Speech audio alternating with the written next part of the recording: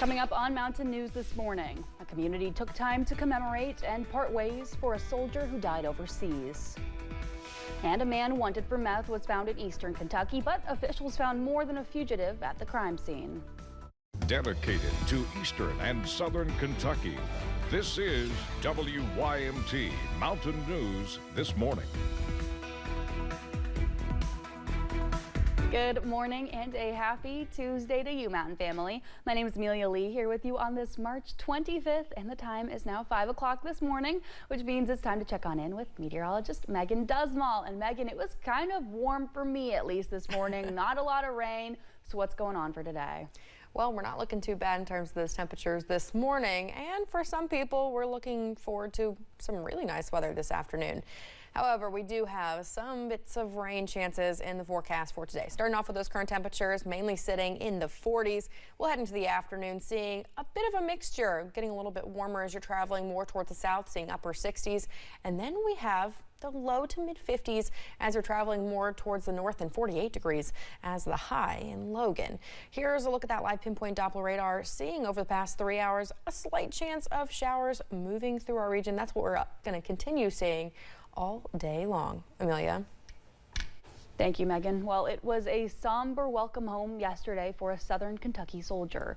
The Army says Specialist Chaz McGowan died on March 8th. While serving in Germany, people lined Main Street in the community of Liberty in Casey County as Army Specialist Chaz McGowan made his final trip home. The U.S. Army released a statement saying they are heartbroken by the loss of one of their soldiers. His commander says that McGowan was a dedicated soldier and valued member of their team. Speaking for all of us, that is the most noble thing, in our opinion, that a person can do when they put their country before themselves. McGowan also received several awards, including the Army Commendation Medal and the Expert Infantry Badge. The U.S. Army says the cause of his death is under investigation. A federal fugitive wanted for meth trafficking is now in custody after a raid in Whitley County. But as WYMT's Caroline Mueller reports, authorities say they also uncovered a disturbing case of child abuse during the arrest. Corbin police say their drug investigation led them to Christopher Jones. When they discovered he had a federal arrest warrant, they called in the U.S. Marshals for help. The Marshals, ATF, and several local law enforcement agencies executed a search warrant at the home on Delmar Sargent Road, where Jones tried to hide. He initially had fled through a crawl space in a closet down into underneath the floor. He came out peacefully, surrendered to us, and we took him into custody. But inside the home, officers found much more. 7 ounces of meth, illegal firearms, and 3 children living in filth. Their mother, Michaela Sullivan, was arrested for criminal abuse.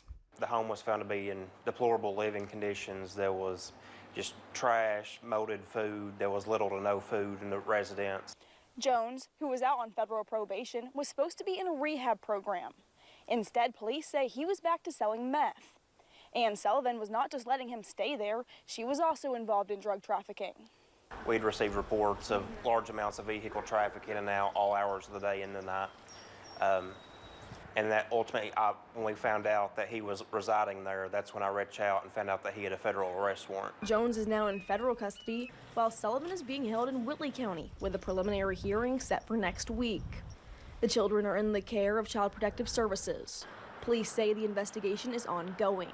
In Corbin, Caroline Mueller, WYMT Mountain News. Jones was released in January but violated his probation. ATF, Knox County Sheriff's Department, Whitley County Sheriff's Department, DCBS and EMS, and Williamsburg Police all assisted in the arrest. The Commonwealth is buzzing as the Wildcats are headed to the Sweet 16 in the NCAA tournament. And with all the excitement from March Madness in Lexington, the UK Police Department is working with the city and Lexington Police to make sure people are safe. Officers say they're keeping an eye on the State Street area in particular, as it's known to have some over-the-top celebrations after a big win, like flipping cars and even burning couches. Because of this, some students living along State Street say they've received notices asking them to remove anything that could be graphed by crowds or fans. No, I don't see someone coming on my yard and destructing it, but because everyone's here to celebrate and fun. You don't see anybody taking your furniture and throwing down the street. No, I can't imagine that's happening. But they've been here longer than I have, so. UK police will increase patrols around campus areas before, during, and after Friday night's game. The Cats will take on Tennessee around 7:40 Friday on TBS and True TV. Hazard High School students continue to give back after the flood. Students with the Fellowship of Christian Athletes created bags for homeless people in Hazard. The bags were meant to be delivered on the day of the flood, but the students had a change of plans. They decided to give out bags to flood survivors as well.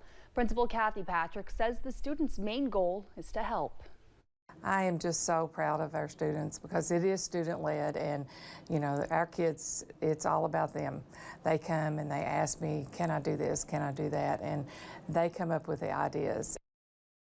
The students handed the bags off to the Hazard Police Department. They're now working to hand them out to people in need.